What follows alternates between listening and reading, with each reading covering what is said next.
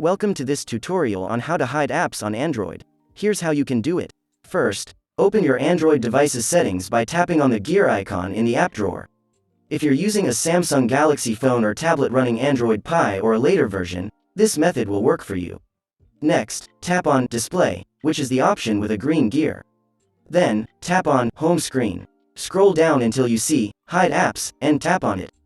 This option will be located near the bottom of the page. Select the app icons that you want to hide from the home screen in App Drawer. You can select multiple icons if you wish. Finally, tap on Done, which is located at the bottom of the screen. The selected app icons will now be hidden from the home screen in App Drawer. If you ever want to unhide the apps, simply go back to the Hide Apps area and deselect the app icons that you want to unhide. That's it. You now know how to hide apps on your Android device. If you found this tutorial helpful, don't forget to like and share this video. Thank you for watching.